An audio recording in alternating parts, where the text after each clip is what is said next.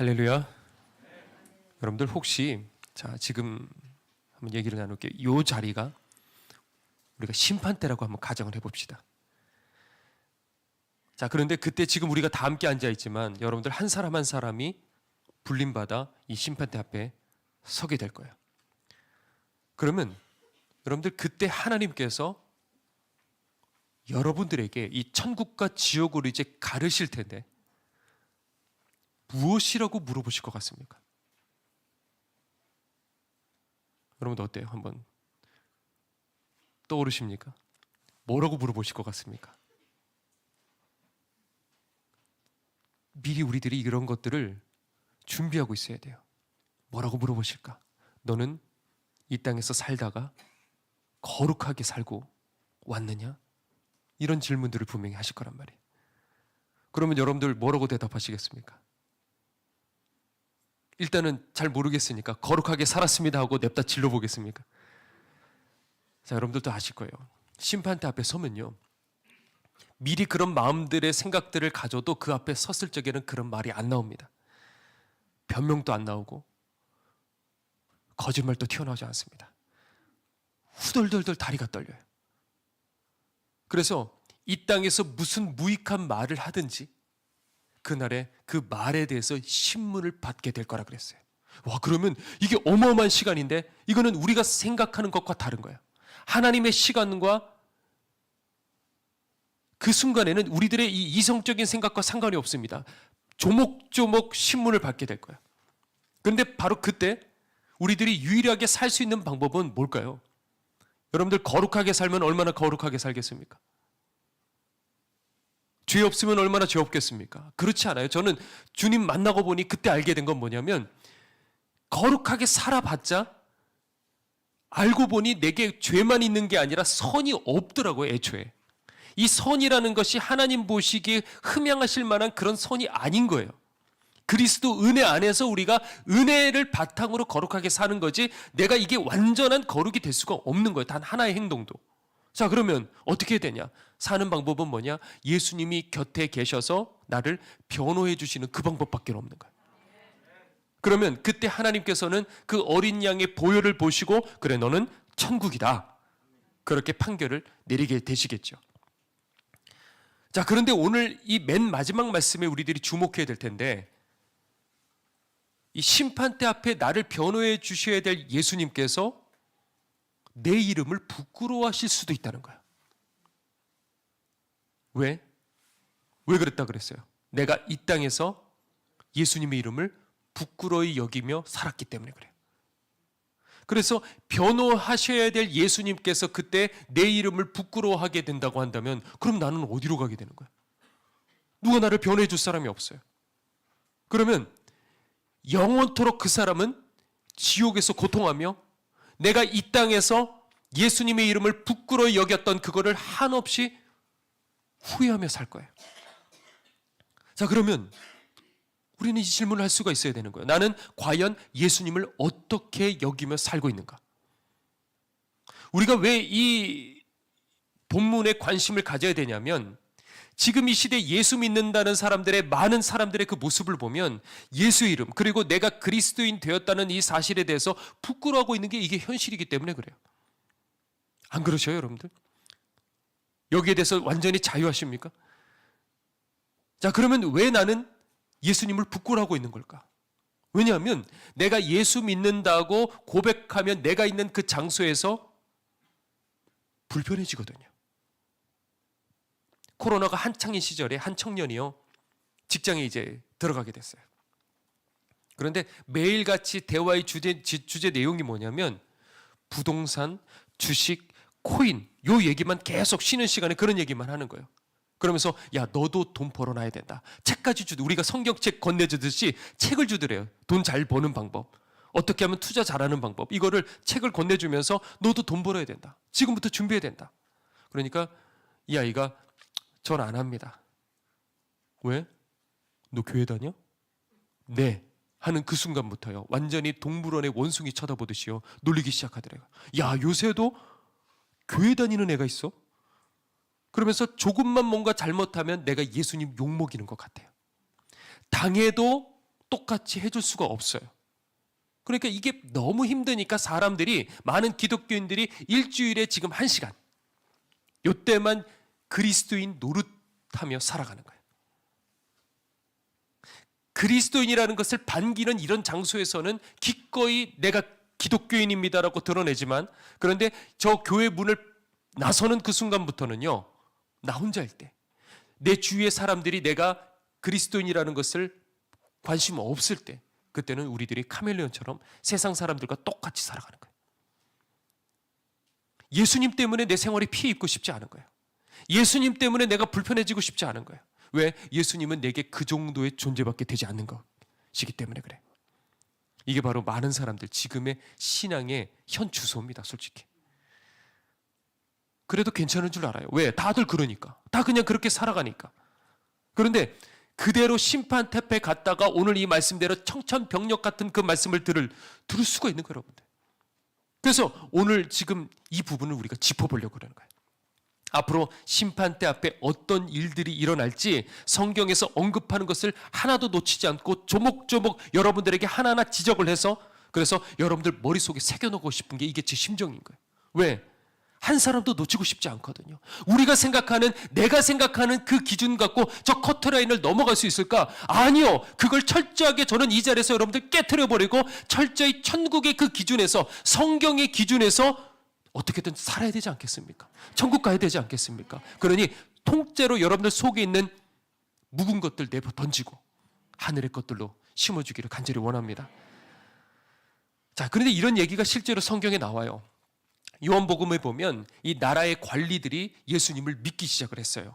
자, 그런데 그거를 드러내놓고 믿지를 못했다, 이렇게 기록이 나와 있습니다. 믿으면 왜 그러느냐? 직장에서 잘리는 거거든요. 왜? 이단이니까. 그때는 이게 종교랑 다 엮여 있잖아요. 직장에서 잘릴 수 있어요. 그리고 유대교에서 퇴출될 수 있어요. 그러니까 이 모든 것을 예수 때문에 포기하고 싶지가 않았던 거예요. 그러면서 내 마음속에는 뭐라 그러냐면, 난 그래도 내 마음으로 예수님 믿으니까, 이번 주에 교회 안 나가도 내 마음속에 예수님 계시니까, 나 기도하고 있어, 오늘 그래도 기도했어, 나 식사 기도했어. 자, 그런데 그런 그들에게 성경은 뭐라고 평가를 했느냐? 이렇게 되어 있습니다.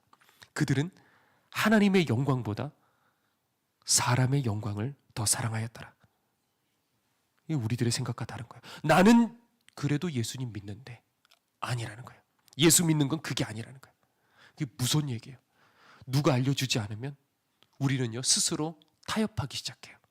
그리고 이 정도면 될 거라고 생각을 합니다. 베드로도 그랬어요. 주님과 함께 있을 적에는 자랑스러웠어요. 내가 수제자라는 것이 자랑스러웠어요. 어느 날 주의 우편에 좌편에 청탁이 들어왔어요. 그랬을 적에 다들 제자들끼리 다투고 질투하고 내가 주님 앞에 더 가까이 가겠다고 막 난리를 쳤어요. 그러니까 그때는 이 제자들이 그렇게 생각을 한 거예요. 난 열정적이야. 나는 주님을 사랑해. 내가 주님과 더 가까이 갈 거야. 이 안에 있을 때는 모르는 거예요. 그런데 그런 베드로가 이 주님의 울타리 바깥을 나간 적이 있었어요. 그 대제사장 마당에 모닥불에서 안 믿는 사람들 사이에 끼어가지고 거기에 있을 적에 그때 베드로는 알게 된 거예요. 내가 예수님의 이름을 부끄러워하고 있었다는 사실이요. 평생 모태신앙 속에서 교회를 다녔을 적에는 모르는 거예요. 그런데 대학교를 갔더니 안 믿는 친구들 사이에서 그 환경 속에 나홀로 기독교인이 되고, 그리고 주일에 친구들이 모임이 있는 거예요. 그랬을 적에 나는 교회 가야 된다고 그러면, 야, 너는 너만 생각하니? 하는 그 친구들과 부딪히기 시작할 적에 이 신앙의 갈등이 일어나기 시작하는 거예요. 그러니까 여러분들의 진가는 이 안에서가 아니라 울타리 밖에 있을 때, 그게 진짜 여러분들의 모습이에요. 그때 내가 누구인가가 드러납니다. 그때 내가 무엇을 기준으로 삼아 판단을 할지 선택을 할지, 그 순간에 그때 여러분들 자신을 확인할 수 있어야 되는 거예요. 그게 여러분들의 모습인 거예요. 사실 우리가 살고 있는 이 환경 자체가 부끄러울 수밖에 없는 그런 상황이에요. 한국 사회 속에서 이 기독교가 이렇게까지 비판의 대상이 된 적이 있을까 싶습니다. 뭐 드라마나 영화 같은 경우에 뭐 대놓고 이제는 뭐 교회를 조롱한다고 그래요. 그래서 문제는 그 영화가 흥행했을 적에, 그 드라마가 정말 많은 사람들이 보기 시작했을 적에 우리 다음 세대들, 우리 자녀들에게 미치는 그 파급력이라는 것이 정말 큽니다. 그러니까 오염된 그 토양 속에서 건강한 식물이 자랄 수 없는 것처럼요, 반기독교적인 그 토양 속에서 알게 모르게 우리 자녀들은 영향을 받기 시작하는 거예요. 여기 안에서 듣는 시간과, 그리고 저 바깥에서 매체와, 그리고 친구들과 여러 가지 영향을 받는 것과, 한번 생각을 해보십시오. 어느 쪽으로 더 영향을 받게 될까? 아무리 집에서 그러니까 여러분들 가정 예배 드려야 되고요, 그리고 함께 기도해야 되고요, 예배 자리 절대 빠져서는 안 되는 거예요, 여러분들. 자녀들을 위해서. 지금 대학생들 중에 기독교인들 실질적인 퍼센트는 한 1에서 3% 정도 된대요. 그러면 평생을 교회를 다녀도 오늘 본문처럼 심판대 앞에 갔을 적에 천인공노한 그런 일들을 겪게 될 거란 말이에요. 더더군다나 갈대같이 흔들리는 우리 자녀들을 어떻게 해요? 자, 그렇기 위해서 우리가 오늘 이 시간에 3가지를 명심하고 여러분들 꼭 지키셔야 될 줄 믿습니다. 몇 가지라고요? 3가지. 자, 첫 번째는 뭐냐? 예수님을 부끄러워하지 않는 체험신앙이 있어야 된다는 거예요. 무엇이 있어야 된다고요? 체험신앙이 있어야 돼요. 우리가 지금 발 디디고 있는 이 현실은요, 암울하지만은 사실 이 초대교회는 훨씬 더 열악한 상황 속에서 살았어요. 자, 그런데 그 시절에 이 초대교인들이 모이면 성찬식, 애찬식 이런 것들을 했는데, 그때 소문이 이상하게 그런 게 기록이 남아있어요.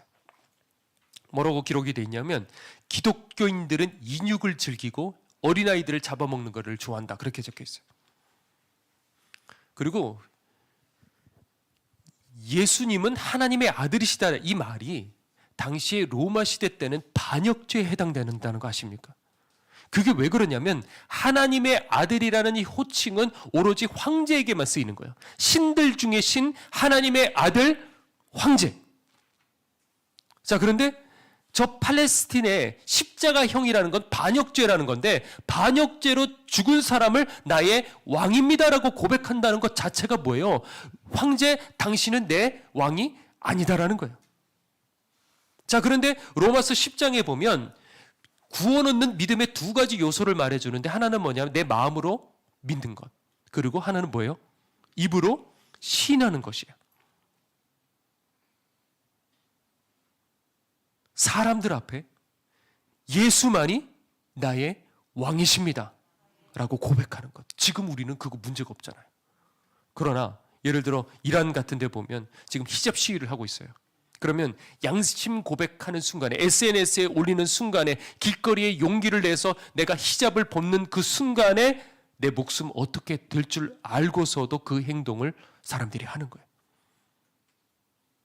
초대교회 때는 지금보다 훨씬 더 열악한 상황이었지만은 그 사람들을 부끄러워하지 않았어요. 원인은 환경이 있는 것 같지만 실은 환경이 아니라 이 속에 달려 있는 거예요. 사회 속에서 기독교인들의 퍼센티지가 얼만큼 되느냐, 이게 중요한 것이 아니라 이 속에 진리에 대한 분명한 확신을 가지고 있느냐, 바로 거기에 여러분들 달려 있는 거예요. 고린도전서 1장에 이렇게 되어 있습니다. 우리는 십자가에 못 박힌 그리스도를 전하니 유대인들에게는 거리끼는 것이요 이방인들에게는 미련한 것이로되, 그렇게 되어 있어요. 십자가는요, 시대를 막론하고 사람들에게 불편한 거예요. 물론 교회가 비난한 살 만한 행동을 한 것에 대해서는 우리들은 계속 회개하고 좋은 모습을 보여야 되겠죠. 그런데 여러분들, 우리가 그래서 다 회개를 했다고 해보죠. 그러면 세상에게 우리가 존경받을 것 같습니까? 어때요? 여러분들 착각해서는 안 됩니다. 우리가 수십 년 전에 목사님이 마을을 지나가면 지나가는 깡패도 고개 숙여 인쇄했다 그랬어요. 그거는 그 시절에 순수했던 시절에서나 가능하지, 지금 한국 사회 이 시대는 오직 예수밖에 없다고 외치는 기독교인들은 배타적이고 자기밖에 모르는 이기적인 사람들이라고 그렇게 손가락질하는 그 시대가 된 거예요. 그런데 아무리 십자가는 거리끼는 것이라고 하지만은 그 다음 구절에 뭐라고 되냐면, 구원 얻는 우리들에게는 하나님의 능력이라 그랬어요. 초대교인들이 소수였음에도 불구하고요, 당당할 수 있었던 거는 이 안에 무엇이 있었다고요? 하나님의 능력으로 믿는 믿음이 있었기 때문에 그래요. 그래서 베드로가 이 성전 앞에 있는 이 걷지 못하는 사람에게 이렇게 말을 하죠. 은과 금은 내게 없으되 내게 있는 것으로 너에게 주노니 나사렛 예수 그리스도의 이름으로 일어나 걸어라. 이렇게 했어요. 이 말이 정말 부러운 거예요. 은과 금은 없대요. 상관없어요.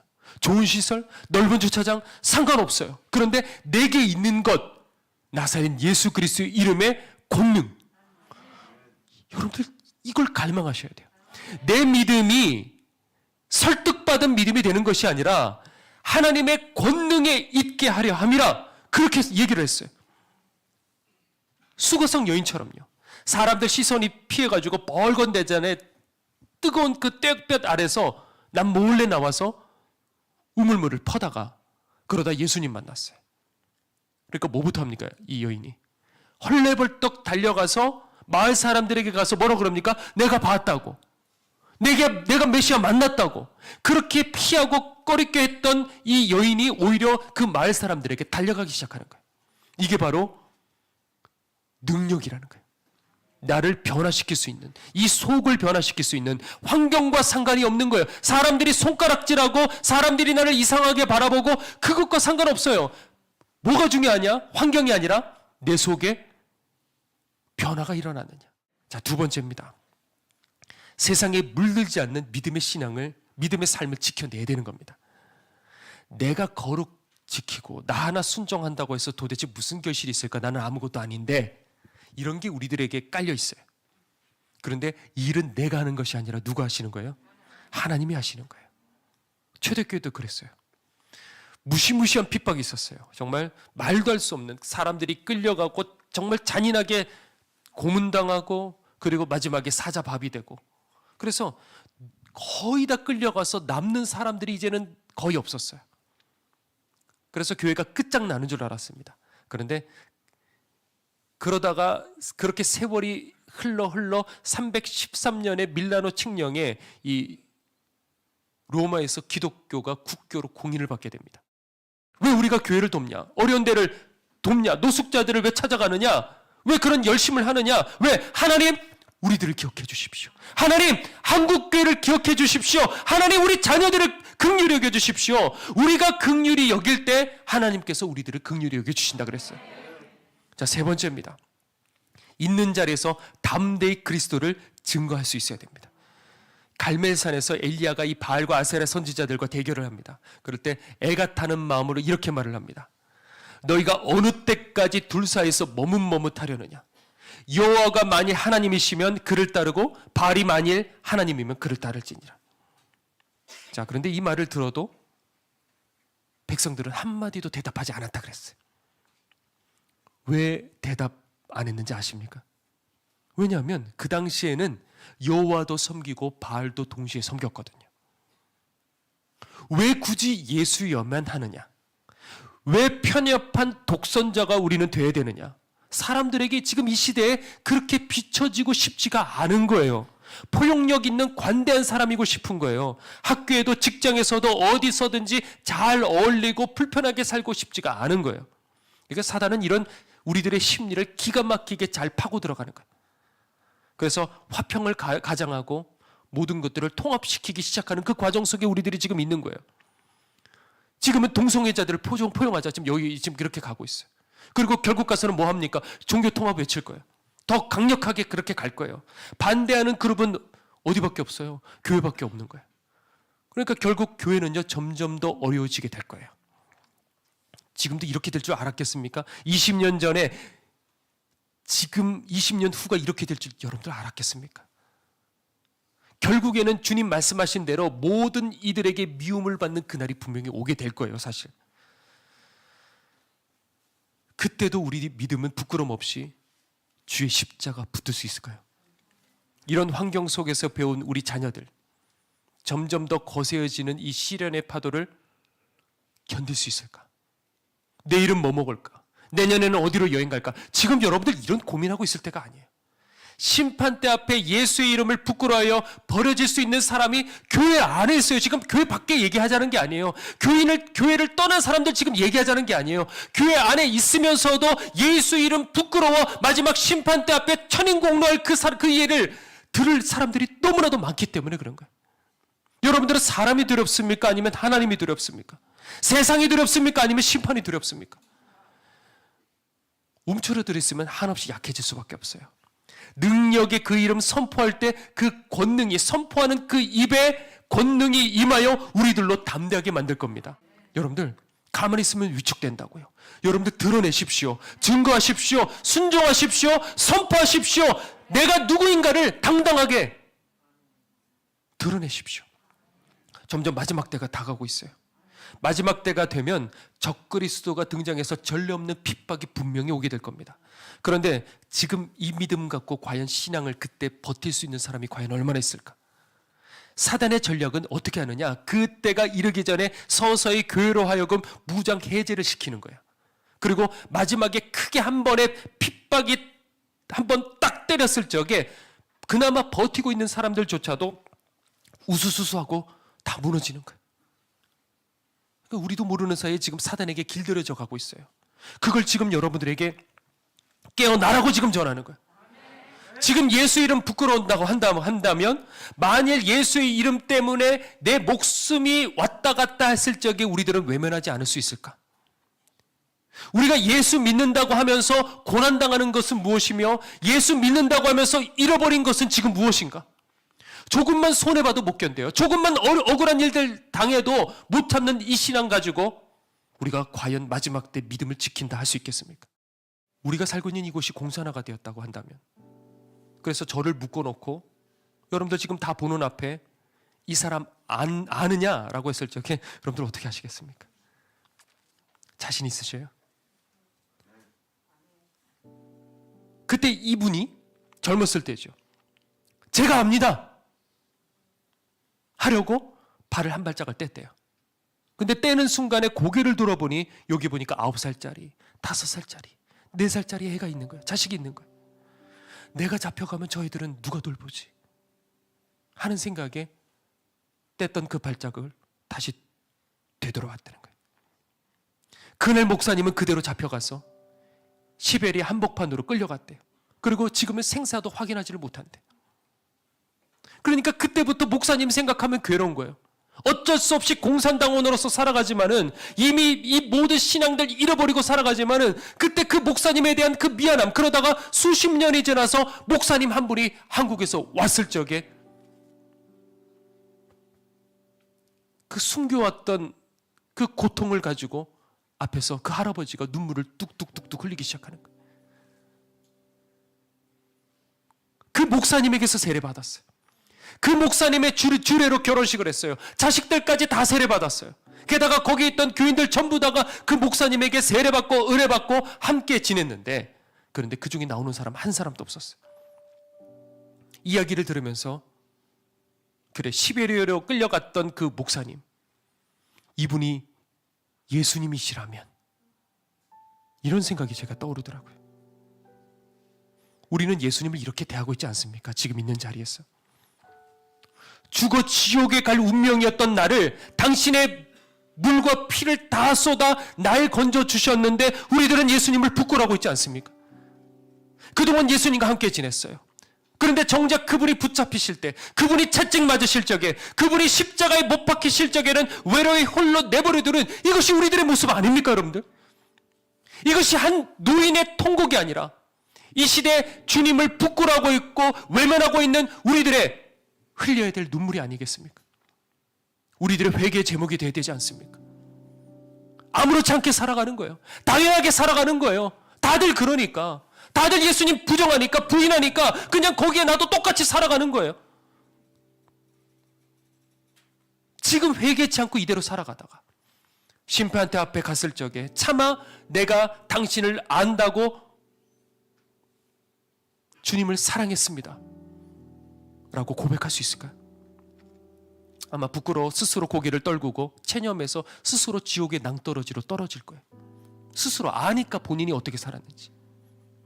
사랑하지 않았다는 거 아니까. 내가 외면했다는 거 아니까. 상관없이 살았다는 거 아니니까. 조그만 거 하나 양보하지 못하고 불편하고 힘들었다는 거 아니까. 여러분들 가만히 있어서는 안 돼요.